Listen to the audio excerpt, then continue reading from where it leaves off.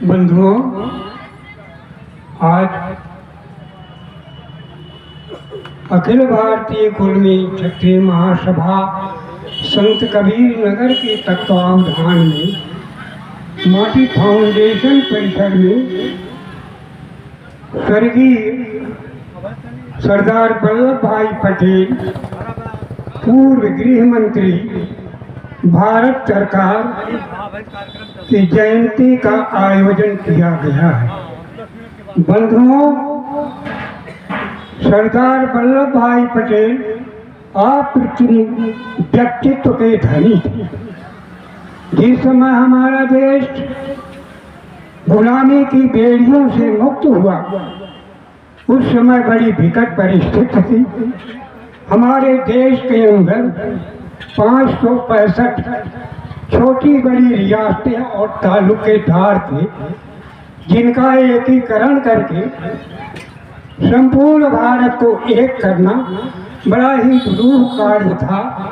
और उस समय जितने भी नेता लोग थे, किसी के बस की बात नहीं थी। एक मुद्दा सरदार पटेल ही ऐसा व्यक्तित्व था जिसने इन रियासतों को एक झंडे के अंदर एकत्र किया।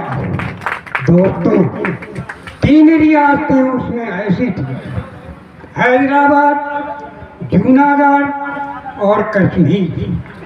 हैदराबाद और जूनागढ़ ये दोनों पाकिस्तान की ओर लपक रहे थे, पाकिस्तान में जाना चाहते थे। भला ये कैसे हो सकता? हमारे खेत में आकर के तुम एक पाई खेत जोड़ सकते हो? ये कटाव नहीं हो सकता था। सरदार पटेल ऐसा व्यक्तित्व था जिसने पहले हैदराबाद पर रेड किया।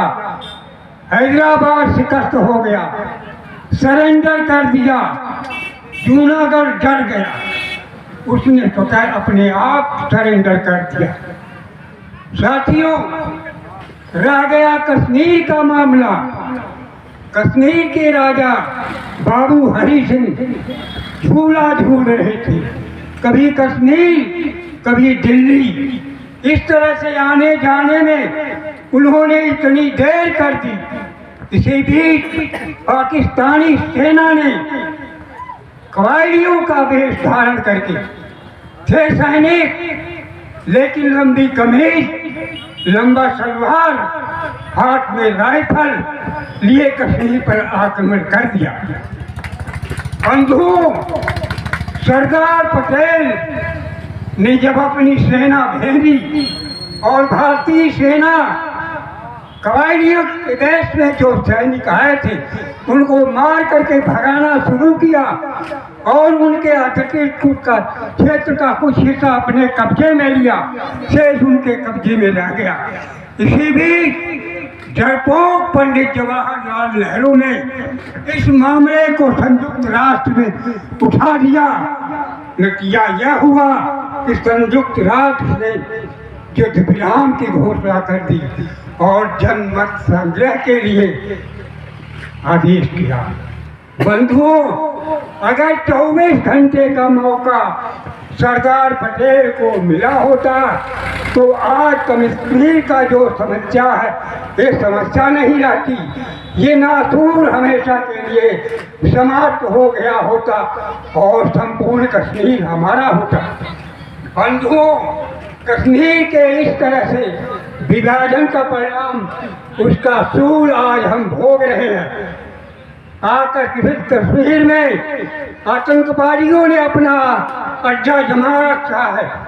वहीं से वो हमारे देश में घुसपैठ करते हैं, हमारे देश में अशांति पैदा करते हैं। बंधुओं, अगर सरदार वल्लभ भाई पटेल को थोड़ा सा मौका मिला होता तो आज भारत की स्थिति कुछ और होती। बंधुओं, सरदार वल्लभ भाई पटेल के राष्ट्रीय एकीकरण का परिणाम ही है कि आज हम भारत में स्वच्छंद और स्वतंत्र हैं।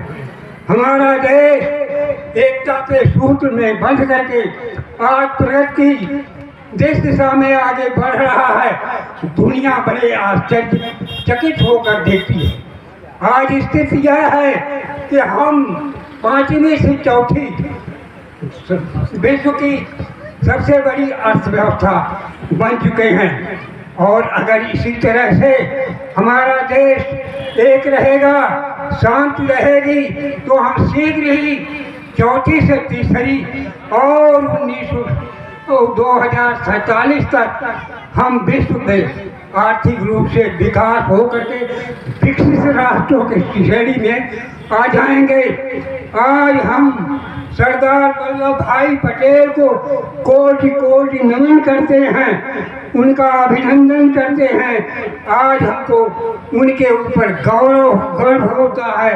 हम आज अपने को गौरवशाली प्रतीत करते हैं कि हम जिनके वंशज हैं, ऐसे सरदार भाई पटेल विश्व में अग्रणी नेताओं की श्रेणी में आते हैं, बिरमार और जॉर्ज वाशिंगटन की श्रेणी में आते हैं। बंधुओं, मैं आपका समय लेकर के मैं यहीं पर अपनी बातों को स्पष्ट करता हूँ। सर्वे भवन्तु सुखिनः, सर्वे सन्तु निरामया, सर्वे भद्राणि पश्यन्तु, मा कश्चित् दुःखभाग् भवेत् इति। धन्यवाद, साधुवाद।